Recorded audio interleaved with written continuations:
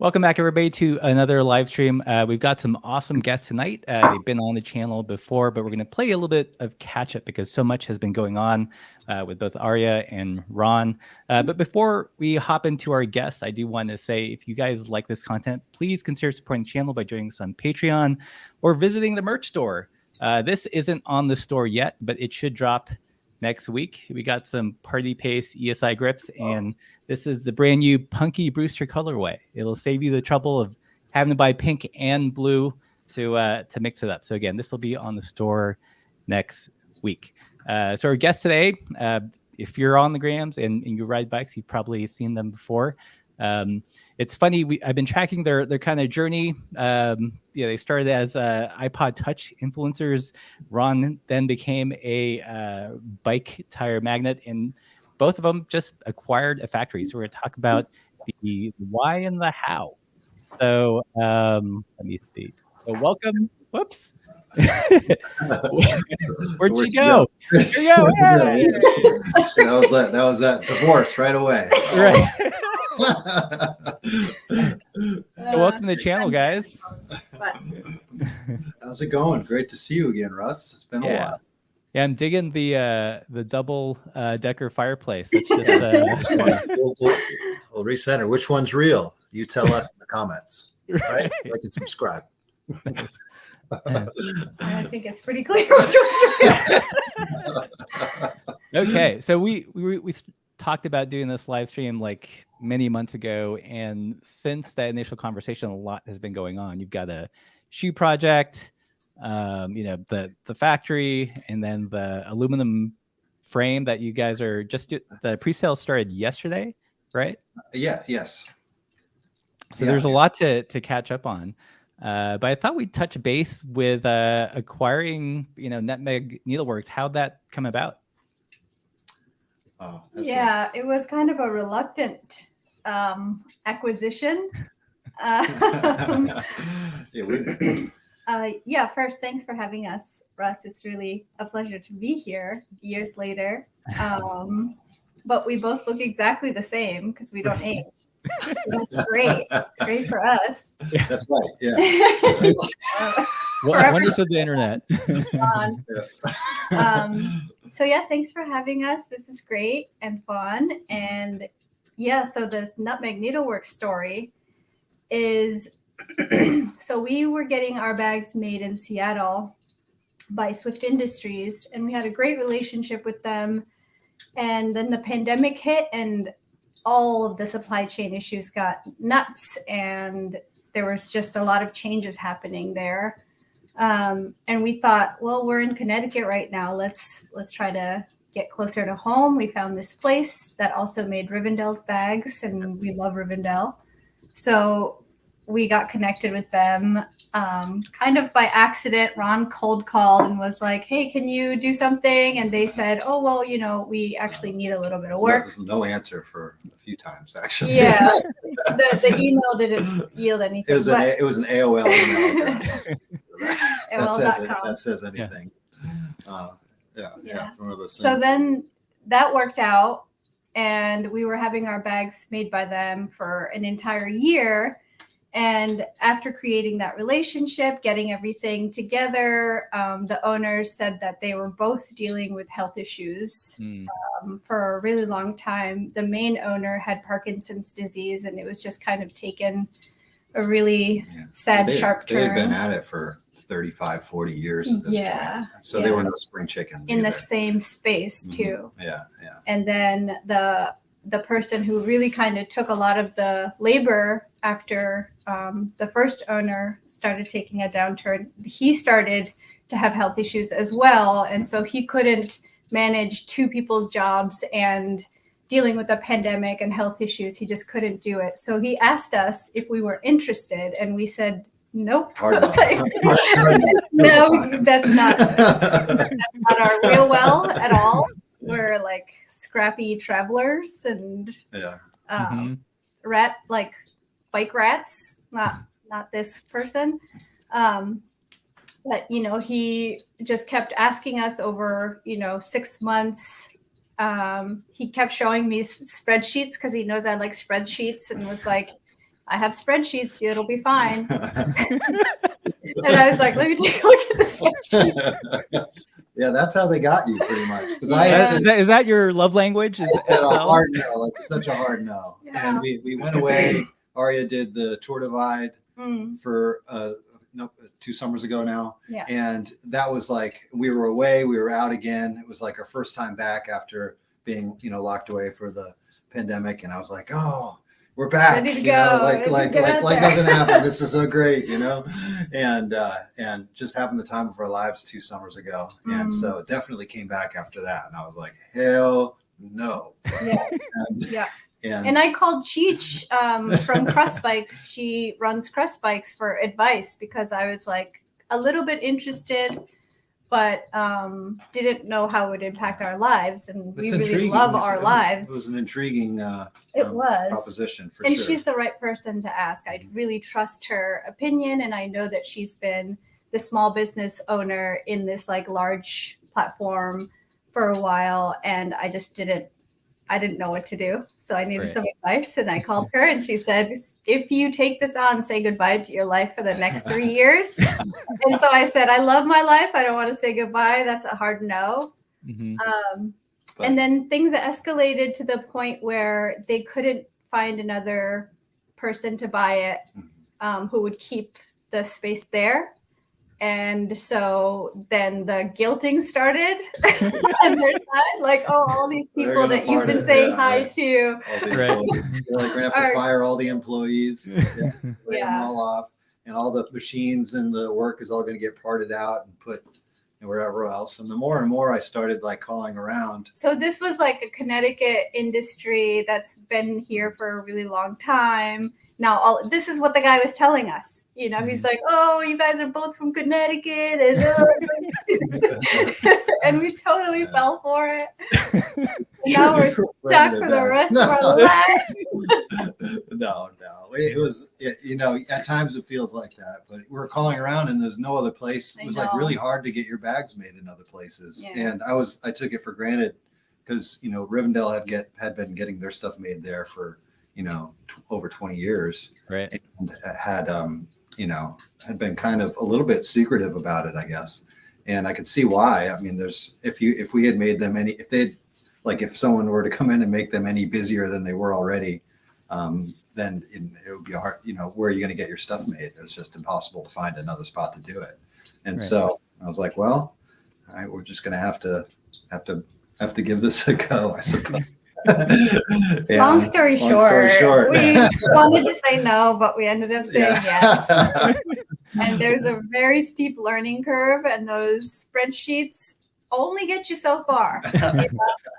They only get you so far. Yeah. So what was the crash? What was the onboarding like? Was there like a crash course in here's how to own a factory 101? No, honestly, I think that a lot of the stuff that we learned from the pandemic kind of just came to a head. Like, I think more and more we're dealing with issues that are kind of out of left field, and we're going to have to adapt and learn how to like roll with the punches, I guess, and fly by the seat of our pants. All that to say, don't know. I've been sending very unprofessional emails with like XOXO at the end. So, but just learning. To be clear, we have our work, which is we keep it about 50% of what we do. Yeah. And then we have about 12 other clients that we do work for, ranging from, of course, Rivendell's product line to like leather fashion bags, and like napkin rings. Yeah. Belts, almost horse halters. We almost did that one. Yeah. No. And so it's just us and 6 employees. Okay. And we're a tight knit group. Luckily we inherited the employees and all of their skills along with it, thankfully. Yeah. And are all the employees on the production side, or do you have like an account manager that deals with the business interaction at all? Yeah, so 2 people who were there got promoted to production manager and operations manager because they were already kind of doing in those roles. already. So they kind of stepped into those roles beautifully and got more and more comfortable and adjusted with our style, which is very different than the outgoing bosses style, where we're pretty laid back and want to encourage folks to bring out, their ideas and what they're really good at. The factory was set up old school. It was a different generation of American manufacturing, where they were like hard set on competing with China and having to really squeeze out, really make everything count, really try to squeeze everything they could out of their investment there. And so, and it's interesting, like right when we took it over, we had a completely different ethos, of course, just generationally speaking. I can't blame the old owners for any of it. It's just how things were back then. And so, the customers that we've acquired since owning the business are all younger and all want stuff made in America, and not trying to get the price down or like whittle it down. Like they just want to have their brand tell the story of American made. They want to know that they want to come in and see the employees, well treated and not in a sauna or something, And so it's like, it's a whole nother thing. This, and I think that's a pretty cool. I think that's a really cool thing about it, because of course that's why we wanted our stuff to be, locally made and U.S. made to begin with. And so I think that really connects with our customer base. Yeah. So aside from your bags and ribs, are they making any other bike stuff for any other brands? No other bike stuff right now. Although a few have talked, but I can't close the deal just yet. But we'd have to gather on some more employees too, because it is like it's an interesting balance as to how much of our stuff, especially 2 years ago when when the stimulus checks were out and people were buying everything they could. Yeah, exactly. Our stuff we put it up and it'd be gone immediately. Just like, what? These people are animals. What's going on here? And so, that was we knew that wasn't going to last forever. So it's nice to have something to balance so we don't have to rely so much on our stuff, but at the same time, we want to grow our side a little bit and offer some more outdoor equipment and see what else we can do with it. Because at the end of the day, it's a cool way to be creative, and that's the way I have to look at it. Yeah, we just got a bunch of toys, like huge machines that can just stamp out a bunch of stuff and drill holes in things and put rivets on. Just a bunch of toys. Everything. It's like we were able to buy the business just for the machinery, because there was no contracts in the prior customers, so there was no like value to the business other than the machines. Right. And we bought a lot of machines. We rent the building, and the machines. Yeah, they're all German, Japanese, Italian. It's all old school in New England. Super old school. Yeah. So there's some cool stuff. You should definitely come down and check it out. Yeah, for sure. So I'm curious, like, what's your day-to-day like now? Do you like go in, walk the factory floor, and pass out donuts, or put on your carpet walking shoes? Just like every other American, I go out every morning and I wash my car and put on my tie. Just a joke. Yeah. Russ, like, to be honest, I'm dealing with all of this at once. Like I'm trying to steady a little bit, but we're at 6 months in. So our daily has changed so much from month 1 to month 6. So I have no idea what the next month is going to be like. But at this point, I'm handling all of like the Nutmeg Needleworks side, like dealing with all of the other clients. And then I have one very problematic client that I deal with. I'm very needy. He's so needy. Always wants hugs. High maintenance. So are you guys still seeing effects of supply chain issues in terms of getting materials in to make things? What's nice about our business is that nearly everything from our bags is sourced locally. If not in the U.S., in New England or in Connecticut, actually, which is really cool. Our buckles are well, actually, we switched to ITW buckles, but our previous buckles were even made in Connecticut. Our webbing, if we do what's really neat about the X-Pack materials, if you get them from Dimension Polyant or Challenge Sailcloth, those are both Connecticut companies. And we have a long-standing sailboat tradition here in the land of steady habits. And yacht rock. And so that happens to be really good stuff to make bags out of also. So so and our wax stuff comes from a mill in Missouri. So we never had any supply chain issues with our bags, luckily. Right. And even with our customers' bags, it's all sourced locally. We never had a supply chain issue. Had a supply chain issue with some of my other businesses, but not these. Yeah. I've been curious, like how I love the colorways you guys pick because it's not the typical kind of drab stuff that you see for bike bags, like the light pink and light blue. How much of that is just personal taste and it's kind of a flyer to see if it sticks, or do you do like market research? Or we've learned a few ways with that. Like you make like a bag. We have really eager. Our employees love bright colors, and so they're into speaker. What would you call racing, like loud car culture? Loud car culture with the huge speakers that go to like 180 decibels. Oh, that's so cool. and they love, and so cool. They have feel the street vibrate. Yeah. If you walk in front of it, it'll take your breath away. And so they've been having a lot of interesting feedback. I mean, like not feedback. They'll find.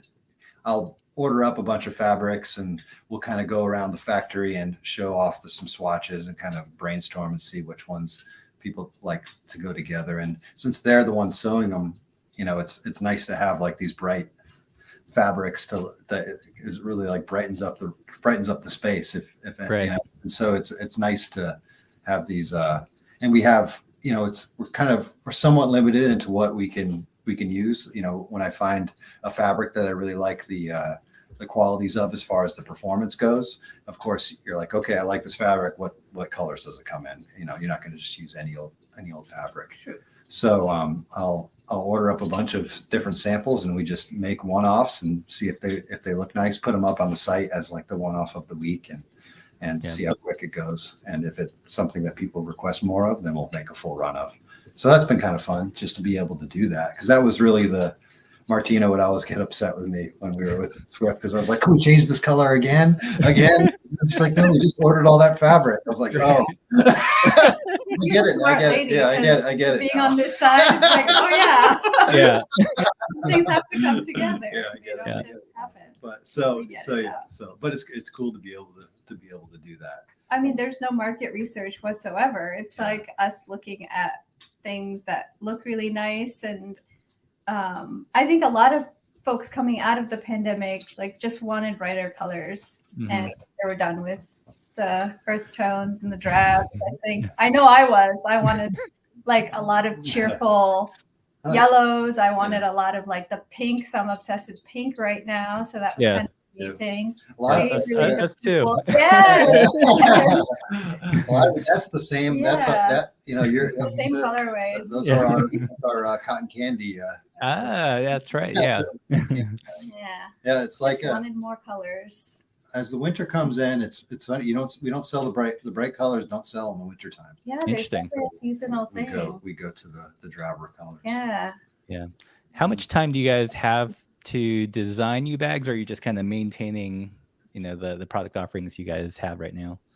And we've had one new bag since we took over. I thought we would have like 3 by now, but that process takes a long time. Sure does. And the person who was doing our sampling and pattern making, it got pretty sick. Mm-hmm. And so we weren't able to rely on him as much as but then again, I don't even think that we had, we didn't have time in our production schedule to do anything different also.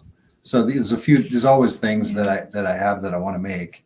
It's just a matter of, I've got, yeah, I guess with everything that I have on my plate, it's just a matter of like finding spots for that to fit. Because I have to think about all of the Ron Spike stuff and all the projects and the collaborations that I do with that, and then the tires, and then the media stuff that I do. And so it's like, well, when can I go into, because going back to what our day-to-day is like, Arya goes into the factory about 3 days a week, and I go 1 to 2 days a week. And then I'm working from home and doing my thing. And so I have to go, if I want to start designing, I'll do a little bit at home and then go into the factory and then meet with the pattern maker if he's feeling okay. And he's very expensive too. So that's another factor. And then, I have to sit with him and we go over a bunch of things and we prototype a few things and that takes, 3, 4, 5 prototypes and samples before we send it off to get the dies made that are what punch everything out with our big Italian die press. Those are the parts of the bag that get sewn together.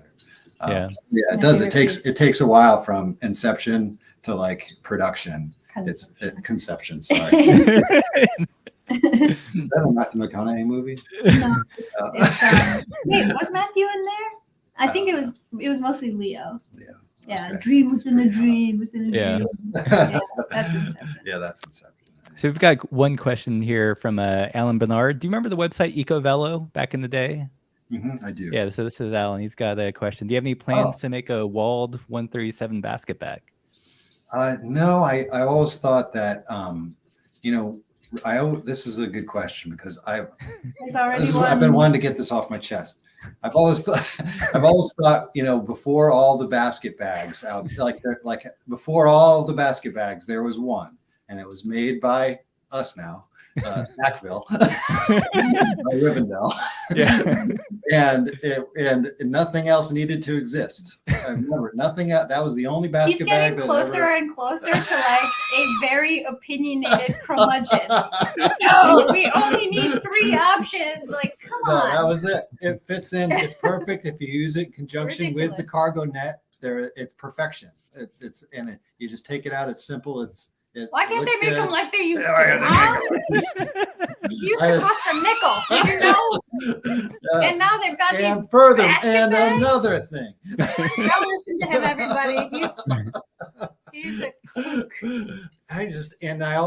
The basket is like, I'm just going to add, with the rack and the basket, I'm just going to add 3 pounds to the front of my bike. No reason at all. 3 pounds. 3 pounds.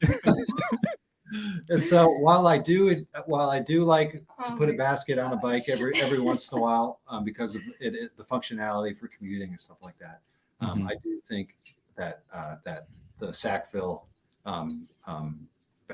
shop sacks, small and large, are the best. And so I haven't felt compelled to do anything else with that. No, that answered the question.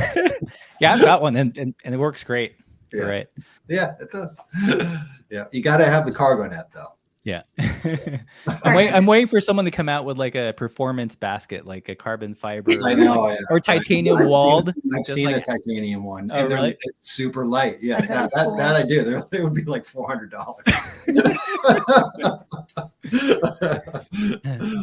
Yeah. So what's it been like internally to kind of switch identities from, biking dirt bags to something a little bit more settled and kind of, I don't know, permanent in some ways? Yeah, that's a weird transition. You tell me, Russ. You guys did the same thing. It was, I think I was done with that life for I wanted to pause it. It got to be a lot. For me personally, I struggle with depression a lot, and I have a really hard time with transitions, I've learned. Mm-hmm. And traveling all the time wasn't, towards the end, serving me greatly. Mm-hmm. So this was maybe a blessing in disguise that I'm, rooted here in Connecticut in a place that felt as closest to home as any place. Right. So it's a blessing, but there are so many backflips and forward flips of like identity. And Yeah. I feel like I'm a shapeshifter because I have to be this person at work, and which I'm not really like, but maybe I am. It's just changing all the time. Mhm. And that's both refreshing and difficult to deal Yeah. with. Having identity crisis all the dang time. Was it like that for you too? Yeah, I think we hit a point where the continuous travel just felt hedonistic and wasn't like it wasn't adding value anymore. Yeah. And also the realization that it wasn't like a categorically better life; it was just a different life. You know, there were still chores and responsibilities and whatever issues you had, you brought along with you. It didn't like solve everything, like how travel is usually portrayed. So realizing that it's just a different life, not a better life. I had a friend once sit me down before a big trip, and he said, you know, Russ, there are two types of people in this world. There are farmers and there are sailors. You know, farmers like to, you know, reap what they sow, build friendships, build businesses. Sailors, you know, get excited by the prospect of a new horizon. And sometimes you're a farmer and sometimes you're a sailor. It doesn't have to, I love that. you know, necessarily be one or the other. And you know, you go through phases, right? I just want to be both so badly. Like, what about the dishes? We would just throw our Tide Pots on the fire, and that's how we did our dishes. And now there's just like, That was nice. Now there's a double fireplace. Yes. I mean, what are you gonna do? it's so bad. Yeah. That's been like it's like one of those. I like that sailor and farmer thing so it's much. really good. Mm-hmm. Yeah. And I have realized like everything is kind of an inhale, exhale, and this is kind of an exhale right now. And I'm sure the sailor inhale will happen again, where we'll just be like, it's time to get the fuck out of here. The thing is, with there's just so many things that you could do, that you could choose to do to make to spend your time and earn your living in this world. It's like, it's dizzying. And when posed with that many options, it's almost debilitating. And so, you know, I felt being on the road was my way of not being debilitated by anything, just my choice. And whatever happens out here is because of that choice. And so it just happens, you know, and we were able to do it and if it weren't for the pandemic, then we would have kept on doing it. You know, it was not a life that I was ready to leave by any means. And I'm sure I'll have, you know, relapses, but it was just, you know, we came home. It was something we had to get back for her sister was having a C-section, and we knew that she couldn't fly back. And so we drove back, and we're never able to leave. And a bunch of opportunities opened up for us while we were here. And we said, we just kept saying yes. And I think we found ourselves in an exciting and comfortable spot. And it's something so different, especially for me. I've been on the road steadily for over a decade. And so, you know, for me to be in one place and put down roots and foster community and do and have coworkers and like all the trapped your ass. It's really strange. And it's also like I wonder, I'm like, wow, I don't even know. That's like how people. You really bloomed in this. Yeah. Like you're being really creative, and you find other things to be creative with for sure. And so it's one of those things now where I could be like, okay, and I've got you know, with all of the connections that you make locally and on the internet, you're able to get a lot of cool stuff done that I always dreamt about. And I think that's, you know, watching from the outside in, I feel like that's probably one of the cooler aspects of what you guys do. You know, a lot of people can come up with wacky ideas and it just ends there. You know, but you guys have the, you know, the facilities, the connections to actually see something into fruition if you really wanted to do that. And it's addictive. Yeah, it's definitely addictive. So we got addicted to that, and here we are with 2 fireplaces. Living the dream. So can't have that out there on our road. So let's talk about, I'm curious about the shoes. So Okay. you're having some shoes made. It seems like do you have a sample there? One moment. This One moment. Yeah. Where are they? They're up here. While he gets the shoes.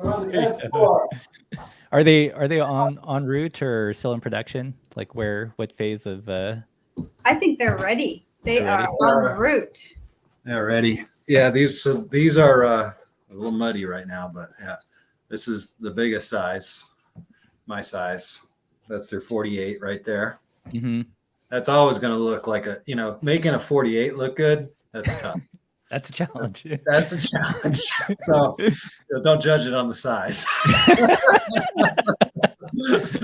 So what's special about the shoe for people that don't know? So I could say I'll go through, I saw these on the there was a brand, Stomp Blocks, a Japanese brand.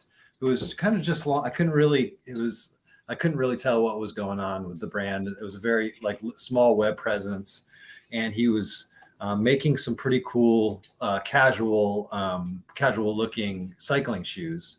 He had some strange chunky sandals that he had made, and just a pretty wild guy. And I emailed him, and he emailed me back like a Google Translate, really rough English. But this was, I guess, a year and a half ago or so. And I was like, how can I, what's the deal with these? How do I, and he's like, we only make them now for smaller feet. And he's like, what sizes are you? I said a 48. He's like, wow. We're gonna Canoe. It's a canoe. And he had been wanting to make a new last for European sizing. Mm-hmm. And so he sent a bunch of stuff to me, and I measured out my foot, and we used my weird foot for the sizing. And we, over the year and a half, we probably sent back five or six different pairs that he would make up. And I really loved what I love most about these. It's kind of has that classic, hiking boot look. Mm-hmm. And I love the wide toe box, because me with cycling shoes in the wintertime, especially, I get my toes get so cold, and so it was important to have. I had never used a cycling shoe with that wide toe box before, and I'm able to actually move my feet in there. I don't know why, but they all come to a point at the end, like they're like a knight in shining armor. Yeah.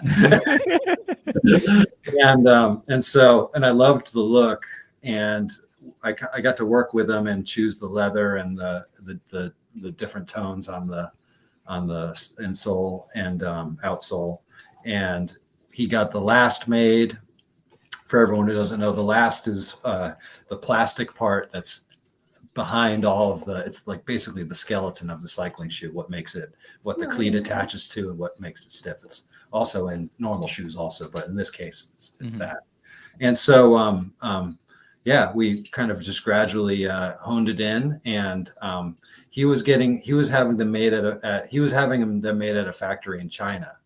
That was his end plan. And I said, and there was a bit of a miscommunication at first. And I said, no, we don't sell things from China on the site. And so we had to, I said, I want them made in Japan. He's like, well, they'll be expensive. And I said, well, that's okay. We'll go with that. And so it took a little bit. That was the big holdup for us. Right. And so he had them made in the factory in Japan.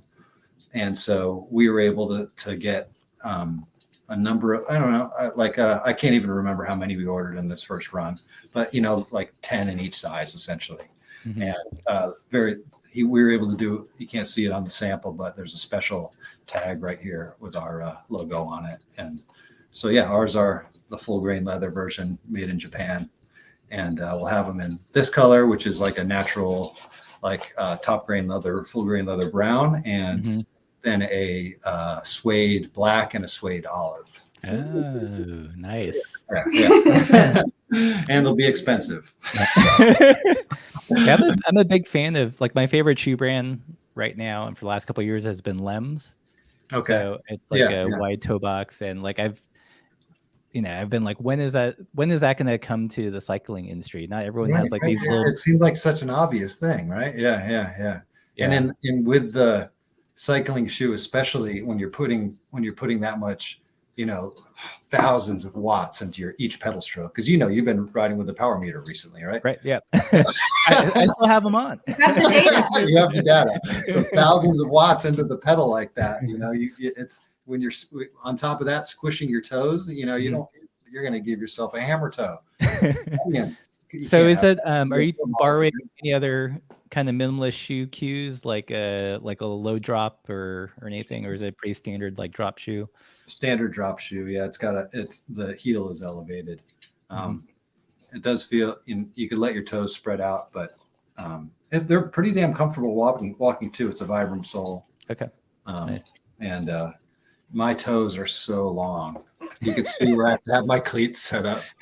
So, all the way back. Oh, weirdo.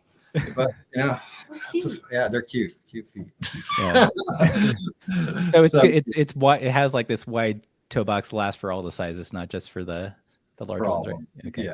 Yeah, all the way through. Yeah, they're pretty. Yeah. Great. And they've been super comfortable. It was just one of those things where you use something and you want it for the toe box for yourself. I should have polished them up. These are real drabby right now. On brand. On brand. But yeah, really cool project. I love shoes, and so I've got actually a few shoe projects in the works right now, because I figure, I this whole L'Oran stuff, L'Oran, LA looks, backcountry. What was it? Backcountry style. LA no, backcountry. Damn it. Anyway, I had this really slick sales pitch. Yes, we are. This whole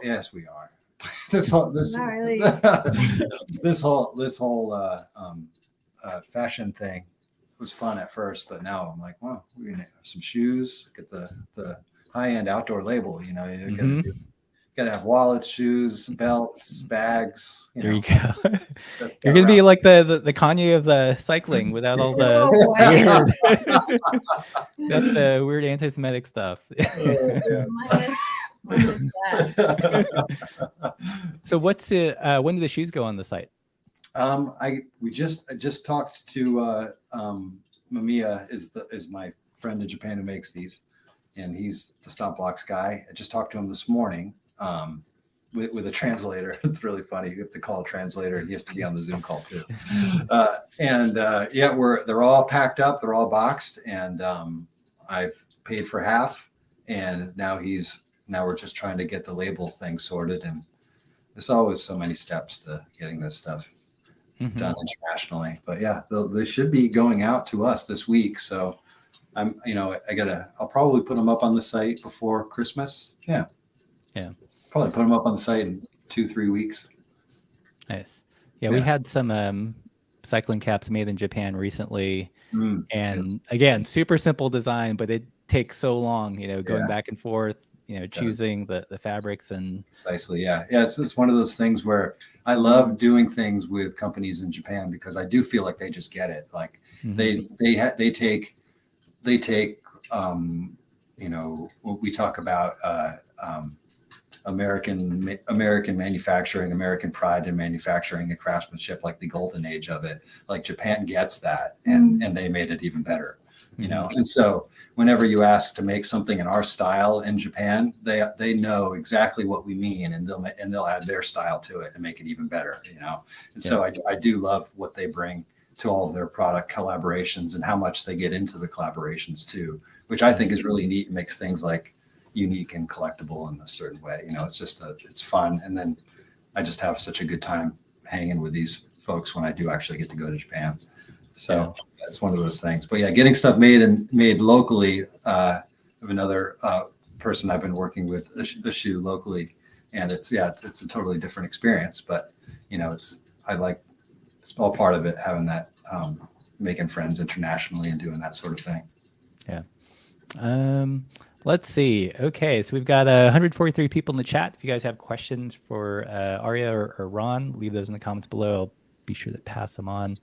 So let's talk about the bike a little bit. That went on pre-sale yesterday. They're being made by Frank the Builder, right? Frank the Welder, yeah, Frank the Welder in Bellows Falls, Vermont. Yeah, and he's making the frame and the fork, or just the frame? Frame and the fork. Yeah, and that's a dream. That's a dream project for me, like the biggest. That was so cool. Matt really did me well. Matt and I have a cool business relationship, and that we can kind of just riff off one another and do. We talk on the phone often and pass ideas back and forth. And I had ever since reacquiring an aluminum bike 2 summers ago, the Duralcan Specialized S-Works. It's S-Works where it doesn't work. And so 1992, I grew up, all of my first like good mountain bikes were aluminum, S-Works M2. And I always ran those bikes. I loved them, loved how light they were, loved the feel, loved like the instant acceleration and everything. And then, I feel like, right at the advent of like between, you had aluminum was only popular, right, for like 10 years, if that, between steel and carbon fiber. And then like, what did they start doing? Aluminum with like carbon fiber rear ends. That was the grossest era. and so everyone was, you could actually like track the progression of the material. And then carbon fiber came around, and aluminum they just wanted to squash aluminum, get it out of there, because everything good was going to be carbon fiber now. And so we got sold this idea that aluminum was just too stiff of a material, just didn't ride nice, didn't have a good ride quality, this, that, and that. And everyone just kind of forgot about it. And I had a brand locally here in Connecticut called Spooky Cycles. Mm-hmm.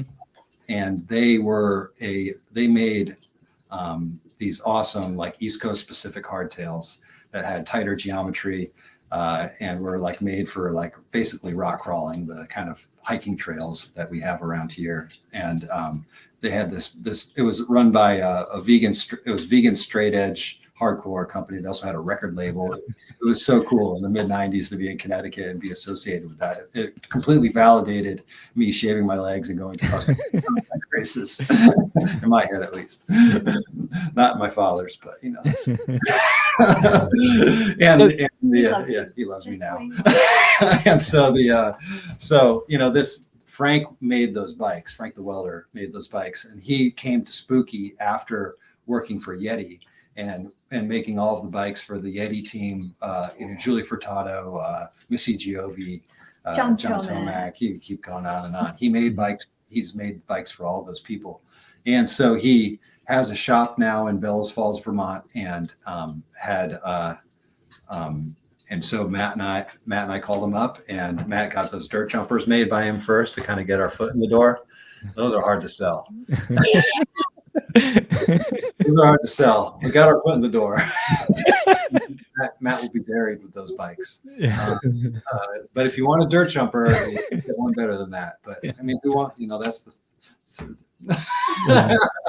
and so he made a bunch of those, got us in the door, and then I was able to really lay on the weird beard idea, and he was like, he's a can-do kind of guy, and just a joy to work with, super cordial, has just did a really excellent job for us. And I was able to talk to him on the phone throughout the process, make all these, really big decisions, and, just kind of expressed to him what I wanted, and he made it happen. And it was like this dream scenario for me to want that bike from Spooky so badly, when I was a teenager racing cross country around here in Connecticut, and then to go through all of this stuff in my bike life, from, moving to Colorado, doing cross country mountain bike racing out there, getting into downhill racing, breaking my arm, getting out of racing, and then getting like being a bodybuilder, then getting into road racing, doing that in Austin, Team Woolly Mammoth, meeting Patrick, starting this tire company, like, all this stuff.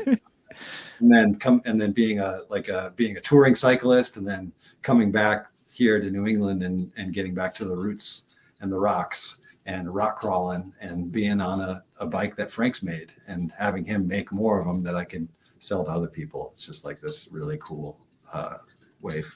I don't know. It's cool.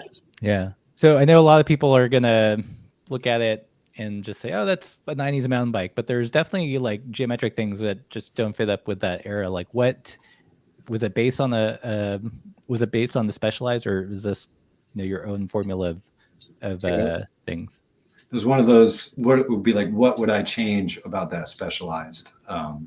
And so riding that, and that became it's like this bike that I got for, $150, and all the other bikes that I had, I just wanted to ride that one. And it was, there were definitely a few things I needed to change on it. And so coming to, realizing what those things would be just by riding it, being like, okay, 26 is great, but, and I think the 2.9er is too big, especially for East Coast riding. 2.9ers really come into play on faster terrain out west, and more wide open trails, faster cornering and whatnot. Or on the East Coast, your average speed on a trail ride is 5 miles an hour, and so those bigger, you want something that's going to accelerate quicker, something that you're going to be able to put a lot of power into and like get around a corner and like crawl up this next rock and then go down something really steep and then, like shimmy yourself through between these two other rocks and so on, and so that's really what I was inspired by on that bike. And so having a wheel size in the middle, everyone knows how much of a 650B fan I am, and I'm sure everyone here is. I do feel like that's the perfect in-between size, not too big, not too small, and it takes a little bit of the pluses and minuses from both sides. And so, and I also wanted to slack out the front end a little bit. So it's instead of being like a 71 or 72 degree head angle, like a lot of those 90s mountain bikes have, which are great for, really low speeds. They're sketchy. It's hard to hold. It's like even at like even going like 10 miles an hour into a corner here, it's amazing how much easier, like a little bit of a longer wheelbase and slacker head angle and like a different attack angle on your, work offset helps you hold that line through the corner without it feeling jittery and wanting to go off of the line to do so much less work. Did you increase the length of the reach to kind of? Yeah, we did. Yeah, increase the length of the reach a little bit, and of course with the slacker head angle, and I don't know, I can't remember what the chainstays were on that drill can, but it being a 26, they're short.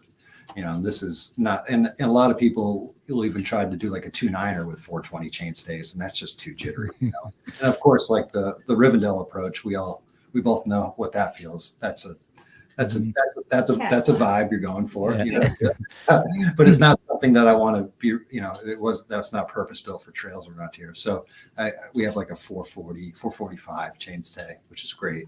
Right. So yeah, that longer wheelbase, it's still 2 inches shorter than the Atlantis, believe it or not. Yeah. 2 inches longer than the Duralcan can, 2 inches shorter than the Atlantis. You ride the Duralcan can and the Atlantis back to back, that's a trip. That's going to really fire some neurons in your brain. Nice. So pre-orders are up. When's the delivery of the frames? We've got them. They're all done. We're just waiting on the fork crowns to get anodized. They're getting anodized silver, and so it won't look any different than what you've seen. So yeah, I've hired on a local farmer here who's in their off season, who also is doing some work. Darren from Larkin Cycles. Darren Larkin moved across the river from us, so he's one of his shop workers too. So we're kind of combining efforts and doing it that way. So he's going to be helping me out doing builds and doing the finishing, because they come to us straight from the heat treater. So they kind of have a bunch of soot on them, and they've put at a super high temperature. So you've got to do some prep work on them and polish them up before we apply the decals. And then we have this like lanolin film that goes over the top. It smells like a sheep's ass, but pretty cool. That's good stuff. Yeah. And yeah, and that's that. And this is one of those things I love, like it's really neat having a bike like that and have like looking at it and being like, this is such a weird bike, and to have people seem to be something. We've sold a few of them. Some people are into it, I guess, Right. And so it's just to have that be a thing in 2022. It's just, it tickles me. So Yeah. that's exactly what I want in a bike. So it's cool that I could offer that to other people. Awesome. What's the do you have recommended heights for the sizes? Like I was trying to find like a standover. Yeah, there's a bunch of, depending upon how you build it up, how you want to build it up. I'll say my size up if you want to do like more of like an ATB build, or like a drop bar bike, or and then size down one if you want to do like a dropper post and a more contemporary build like flat bars and a more of like a pinner cross country mountain bike. And so as far as if you feel like you're in between sizes, like that would be the way to go. For me, I'm 6'3", but I have short legs. And so I have the legs of like a 6-footer or so. And I ride the 22-inch, but I don't have enough post to do a dropper or something. So if I wanted to really, really get modern, which I don't know, Cool. All right. So we've still got a couple more minutes. If you guys have questions in the chat, leave them in the comment section. I'll pass them on. So both of you were recently at Philly Bike Expo. How'd it go? Oh, were you at the Philly Bike Expo? Yeah, I was there. It's great. How was attendance? Has it rebounded since like pre-COVIDs or? Yeah, I think there were mad people there. I mean, I was wondering how it was going to be last year because everyone had to mask up inside, but just an hour in, it was fine. And there was a lot of people. I think people just really wanted to be out and together and talking to folks. And this year was just the same. Philly Bike Expo is one of those unique places that can actually get community and artisans, all these people together, which is really neat. And this year we were supporting our friends Sal and Sam, who have both started to make their own bike frames. Sal with Shovel Research and Sam with Jubilee Manufacturing. They're machining their own little parts too, which is really cool. So it was really great seeing them interact with everybody, and we had a bunch of people staying here leading up to it too, which was really neat to have both Sal, Sam, and our other friends getting their bikes ready to get to Philly. It's always like a social season here with the Nor'easter, and then the week in between, and then Philly, and then everything else that ends up happening. Because in New England, like you only have that's all we have, the foliage. After that's over, we don't have much except for a double-decker fireplace. There you go. It was really cool to be able to bring we finished, built the Illumolith up like the night before, and didn't really have a booth or anything, but took a cue from Matt from year one of his Philly Bike Expo, where he just brought an Evasion and locked it up in front of the pole outside. And he was like, oh yeah, man, it got really guerrilla marketing. The second I pulled that bike up out front, like all polished and shiny, the sun was hitting it just right. You couldn't walk in the door without it like hitting you in the face. And I was like, pick it up. It's light. Nice. So yeah, this fun stuff like that. It was a good expo. It's always a we were bummed to miss it. We were in Spain this year, and that was like the one thing I wish we'd planned around. But are you guys going to be at Sea Otter? Are you making that journey? No, Patrick and I if we do, it will be for Ultra Dynamico. Yeah, we had planned on doing it in 2020, but haven't thought about it again since. That seems like have you done Sea Otter? Yeah, we went the year before the pandemic, and it was really fun. I mean, it was probably it's outside too, right? Yeah, it's a lot less weird than like Interbike was, Yeah, right. Yeah, I'm gonna try those things. Yeah, so it is funny, right? I'm sure you feel the same way. Like trade shows, is that like such an antiquated model in so many ways, right? Mm-hmm. And I feel like there are this like kind of a strange I don't know if it's a disconnect, but there are two different types of brands, the ones that exist in bike shops and then the ones that exist on the internet basically now. And it's cool to have things that you can generally only see on the internet to like feel them in real life. Right. Which is what things like Philly are really great for. But at the same time, yeah, it's what is happening to bike shops. Let's hear about it in the comments. Right. Everyone's having sales, so that's not a good sign. Yeah. So it's not a good sign. Yeah. Yeah. It seems as if like a little bit of the bike boom bubble has burst. Yeah. And there's some recalibration. Yeah. I try to keep up on Bicycle Retailer, or trade site. Yeah. It's interesting. It's an interesting, like, I mean, everyone's well-being removed. It's an interesting social experiment. This whole, I mean, I guess this has happened not just in bikes, but in the bike boom. I think a lot of people were getting ready for a bike boom that lasted a decade, like it did in the '70s. But 2 years for an industry that's already on one foot. Yeah. Here's a question. Nikolai asks, any plans to do non-cycling bags? I'm assuming under your guys' label, sort of like messenger style bags. Yeah. Sure. Yeah, we've got a backpack in the works right now. Cool.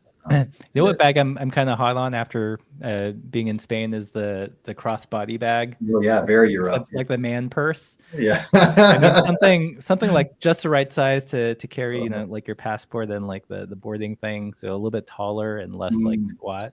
I like this. Well, collaboration right here. There you go. We can make it happen. We can make it happen. We got a question from Eric Marth, who I think he's got a YouTube channel too, and he does like Rivendell great YouTube channel bike builds. So how was the Nor'easter? It sounded like you guys had to change the format kind of last minute. Yeah, that was a real whirlwind. It was a really, to answer the question, it was really, really good. And when no matter how stressed out I get with that stuff, I just need to remember that we have this amazing community that comes out to this event, and they take care of it. Like, they are the ones that make it. And you don't need to worry about them, and I had all these fears that we were gonna ruin our chances for ever having it again by having it. So, because we did it completely under the radar this year. And, after everyone got the routes, I like deleted them off the site and everything, just erased all evidence that it ever happened, with the towns and everything. Because I know that they were looking, right. But everyone came and they were super respectful of the towns and the natural beauty of the towns, and everyone, like, I handed out poop bags to everybody, and as far as I know, people used them because the place that we camped was left immaculate. Everyone did such an amazing, that's what makes this event so cool, is just how cool people are that come to it. And it really, I feel like the barrier of entry is basically like, if you can't be cool, then you're not going to come. Right. The person that comes to this, it's such a different feel than a lot of other events like that. Mm-hmm. Next year, I'm gonna do a RAR New Haven collaboration, and so we can get more FTWs up in there, because it is about 75% to 25, like cis males to non. And I just think there needs to be a lot of work around that. I've just been very tired of doing that work in the last few years, but I'm ready to pick that back up again, because RAR New Haven is just awesome, and they're right here. Yeah. So organizing again. They come out and support. Yeah. So yeah. It's a cool draw. So it's neat to we don't have much stuff like this in the East Coast, and it's definitely growing. I think we have some really cool and unique terrain throughout New England, and so events like this. So we'll be working with the Land Trust. Like we had like a donation. The entry to this year's event was just donation to the Land Trust. Got a bunch of donations, and they were super happy, and it went in our favor because they reached out to me and we're like, "Hey, we love you guys now." And so we're going to do it in conjunction with the Land Trust next year. So awesome. Totally legit. So I mean, I think it's a cool format. Like, I feel like there's very few like bike events that aren't races. Right. It's like the bike industry doesn't know how to put like a gathering on unless there's a podium. Yeah, you know? yeah. It's like no podium. What do you do after? Right. Here's an interesting. So Chris says Bike Iowa has a message on their site looking for someone to manufacture their Pogi lights. I don't know if you've seen the Pogi lights. They're pretty. Like I did a video on them last winter, and they got totally slammed, and they were taking pre-orders for months because it's a very, very small operation, but it's a unique take on the Pogi because it's like a really lightweight material, but still super warm. And you can kind of roll them up and get them out of the way if you don't want them, as opposed to like the bar mitts that are just like these, big hideous things that are on there. Let's see. So I had one other question, then we'll wrap it up. So I watched your presentation at this year's PBE, and you touched on this the year before also, but this idea of mountain biking, which I think can be extended to all cycling, where it's less, you called it like an activity versus an experience. Can you, I thought I've had similar feelings. Like I would kind of frame it differently, but can you expand on that a little bit? Like what is it, what are the aspects to you that make it, fun experience as opposed to like this kind of boxed activity?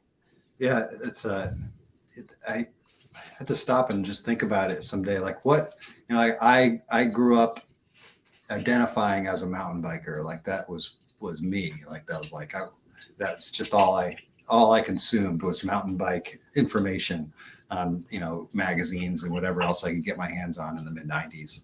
And so I didn't learn it from anybody else. It was just something that I think I picked up a magazine in CVS one day and just started devouring it, as a 13-year-old, and then it never looked back. And so this activity that I identified with and built my whole life around growing up, and like my friends went off and got their driver's licenses and stuff, and my mountain bike friends, and then I was left being the only mountain biker left, and just doing it alone all throughout high school, and and then going to college for it and wanting, and just so thirsty for it, and this experience that it brought me and what that was. And I think of like riding your mountain bike as a kid, or riding any bike as a kid, and especially if you live in a rural area.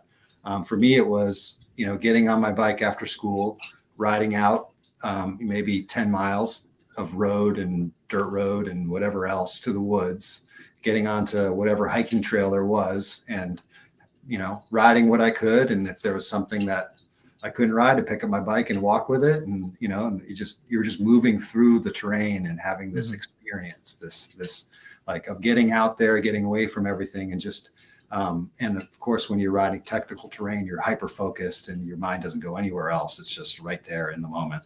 And I just loved that. And I loved that feeling of adventure that I had growing up and being in that. I owed it all to that sport, whatever it was, whatever you wanted to call it. Mountain biking. Arya, when we first met and I said, I like mountain biking, she's like, there's no mountains around here. You're right. And so, I going through college and then like seeing like how the trends changed in the industry, and seeing how, more and more lift experience, more groomed experience for mountain biking, whatever that was becoming. And to the point now where if I'm even riding a trail that I would, this is sounding like a really easy trail, and that yet somebody's wearing like full body armor. Like, I'm sure everyone's seen that, like full body armor. I was like, you got it. How is this? Like, what happened here along the way?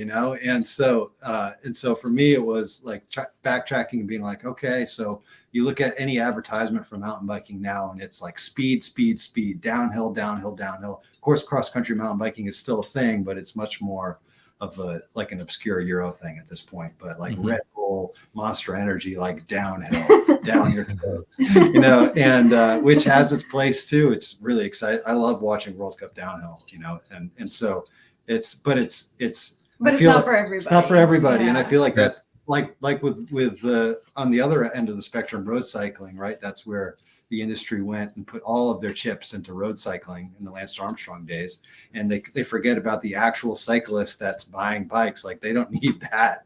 And just like these huge suspended electronic hydraulic bikes, you know, that are completely antiquated 2-3 years later, that costs $6,000 to $10,000.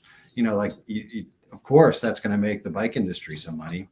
And they have a strange thing where they've got to, every model year they've got to turn it over and like a car and close out the old stuff. I mean, like you got to think of the bike industry like that. Just because they're bicycles doesn't mean that they operate in any other way than, like, especially the larger ones that are pushing the industry forward.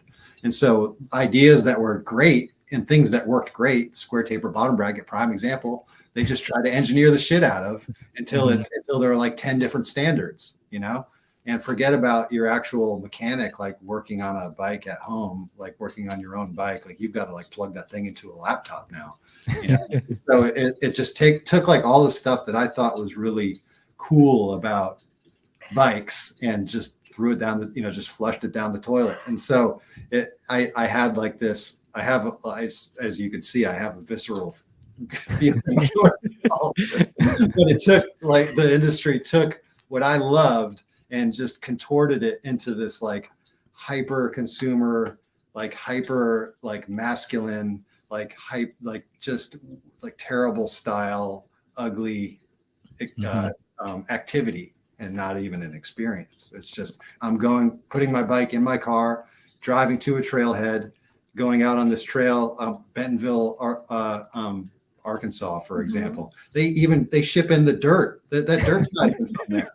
Wow. It's all Walmart money. It's all Walmart money. And then like pack it into this trail, and like it's like so groomed, there's not even a leaf on it, you know? And then that place is like eating candy. Like you'll go for the first day and just gorge. Oh yeah, this is good. And maybe even at like midway through the first day, you'll just be like, oh, my stomach, it's too much. And so so I'm like, mountain biking. What is mountain biking? Right? It's totally, I don't even recognize it. It's not what I wanted to do. So it's, for me, taking back mountain biking and an aspect of it, which I suppose like ATB is a great catch up for that, right? And you're all terrain biking. I'm getting on my bike at my house, riding to the trailhead. So my bike's got to be, it can't be like it's got to have the right gearing, and it can't be it can't have 10 inches of travel front and rear. Pedal it 10 miles to the trail or however long it takes to get there. And then I'm not going to sweat it when it's not like a super flowy groomer trail that I might not have because I don't live in California or Colorado right in my backyard. You know, I'm going to have this beautiful experience with what I have back here, and I'm going to be out here, and I'm not going to focus on all the. Yeah, there's this book I read recently. Its title is terrible. It's called Midlife, but the philosopher breaks it down, breaks like life into two types of activities. One, he calls them telic and then atelic. A telic activity is something that you do that has a defined goal and end and criteria. And atelic activity, for example, is like taking just a leisurely walk in the woods where, there is no defined end. And I feel like I'm starting to view cycling like that. Like, so much of cycling is about, racing and metrics and, all these kind of numbers that want to constrain you. Whereas, what I really like about it is this free flowing, like you said, going out in the woods, getting lost in your mountain bike, or just that initial kind of experiential moment. Yeah, absolutely. There's another philosopher. I think it's Arthur Schopenhauer. He said life. There are basically two things that go on in life. You're either bored, or you're striving, or you're unhappy. You're unhappy because you're striving for a goal, but after you achieve that goal, you become bored, and it's like this constant cycle of like discontent. And I don't know how we got here, but that's On that note, everybody. If you're on that path to discontent, Right. But you know what I mean? It's like when you if you love an activity and all of a sudden you're bombarded with this information that you have to do it a very specific way, and there's measurements for how much fun you're supposed to be having, as opposed to being free of that kind of structure and just enjoying it for what it is. The way I look at it is like like eating with friends around a barbecue. It's fun. There's not like a definitive goal. You don't mind if it goes long, and you're just enjoying the moment, as opposed to like competitive eating where you're trying to, Yeah, and I feel like that's what cycling's done. It's taken kind of pleasurable act and turned it into competitive eating. Yeah, totally. It is. It's like some people's personalities, I think, really do feed well off of the competitive eating, everything at once. Like there's certain addictive personalities out there that just eat it all, and they're out there. And again, that's that serves a purpose. They'll come to cycling, they'll use it all up, and then they'll move on to swimming or Taibo, right? And so that's filtering through. But for me, like it's always about putting it out there that there's other ways to, especially there were a lot of new cyclists, I think, with the pandemic, and letting them know, like we have a lot of people in our group here that have never worn a chamois before. They own 10, 12 bikes, but they've never owned a chamois, never even clipped in before, because when they started riding, they were artists and they weren't athletes by any means. And they saw beautiful bikes and thought, hey, like this is like a cool way to get into like apply art to cycling. And I love this machine and I want to curate it some more and ride it and this, that, and that. And so it's like this cool way to get into cycling and stay engaged in cycling when you have something, when you're invested in the machine that you're on. Like it's an extension of your body and your personal style. Like make it your own. I feel like the more that you interact with that part of the bike and realize how it works and really get into that part of it, the more you're going to stay with it long term. And as we all know, this is what you want to be doing. When you're 90, 100 years old, so you can still ride your bike around. And so I think that knowing that we're not, that there's no like you could do this for the rest of your life, especially if you approach it the right way. I think that's a pretty reassuring thing for me. Yeah. Cool. Well, we should have a non-competitive virtual bike summit sometime. Because like all the jocks always have like these, these summits and stuff. It's time to have like a time point. those type A personalities. It's there. No jocks. Geeks only. Yeah. Cool. Well, thanks so much for your time. I've enjoyed admiring your lovely double fireplace this whole evening. One more time. I don't know if it's still going. There you go. Yeah. I'll put the links to Ron's site. And is there a separate website for Nutmeg Needleworks, or is it? There is. Yeah, there is, but don't go on it. Okay, that's a good. It's very bare bones. Yeah, nutmegneedleworks.com, ronsbikes.com. And then I have a YouTube channel now. Oh, you have a YouTube channel. Ultraromance. Okay. On YouTube. I'll put the links up after the live stream. So thanks again, guys, for hanging out. Yeah, thanks for having us, Russ. It's been really cool to see the channel grow and see what you guys are doing. It's really cool. Cool. Well, I'm gonna take us home here. If you guys enjoyed this live stream and the content that we generally have on the channel, be sure to like, share, subscribe. Join us on Patreon, because you literally keep the lights on. It's cheaper than a Twitter blue check, and you're not giving it to Elon Musk. So definitely do that, or stop by our shop. We're going to have these next week. Again, pink and Punky Brewster. So you can match your bags from Ron. As always, everybody, have a good night and keep the supple side down. And